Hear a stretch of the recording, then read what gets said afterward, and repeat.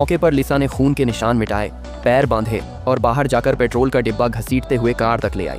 मगर छोटा भाई उसी समय घर से बाहर निकल रहा था। लगभग उसने लिसा को देख ही लिया था।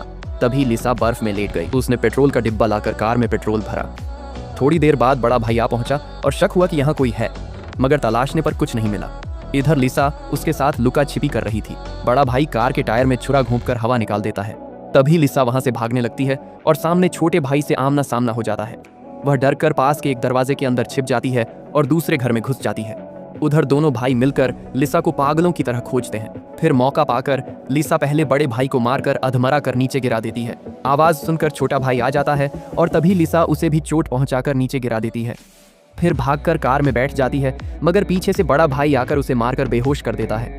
होश आने पर देखती है कि उसके हाथ फिर से हथकड़ी में बंधे हुए हैं। फिर बड़ा भाई उसे मारने आता है। तभी छोटा भाई रोकता है और लिसा की मदद करना चाहता है। फिर वह अपने भाई पर बंदूक तानकर लिसा से कहता है, तुम हमें लॉकर का ताला खोलकर बताओ, हम हीरा लेकर चले जाएंगे। उसने लिसा की हथकड़ी खोल दी। आखिर लॉकर खोला गया, मगर कोई हीरा नहीं मिला, बल्कि एक नई आरी मिली। आरी पर लिखा था, हीरा लिसा के गले में पहने नेकलेस में है, यानी वही नेकलेस असली जाल था। फिर छोटा भाई नेकलेस काटने की कोशिश करता है, मगर बड़ा भाई लिसा को मारकर उसके गले से नेकलेस लेना चाहता है। इस पर दोनों भाइयों में झगड़ा हो जाता है। लड़ते लड़ते छोटा भाई मारा जाता है। फिर बड़े भाई और लिसा में भयानक लड़ाई होती है। आखिरकार लिसा बड़े भाई को मारकर अपने पति की लाश के साथ हथकड़ी में बांध देती है और वहां से भागने लगती है, मगर बड़ा भाई उसका पीछा करता है। तब लिसा जल्दी जल्दी कार में बैठकर उसे कुचल देती है, मगर लिसा कार का नियंत्रण खो देती है और एक्सीडेंट कर बैठती है। फिर दोनों में मौत तक की लड़ाई होती है। आखिर बर्फीली झील पर आखिरी जंग होती है।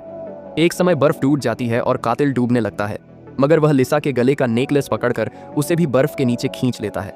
कातिल उसे डुबोकर मारना चाहता है, मगर लिसा जान लगा देती है और उसके आंखों में छुरा घोंप देती है। वह बर्फ तोड़कर ऊपर निकल आती है।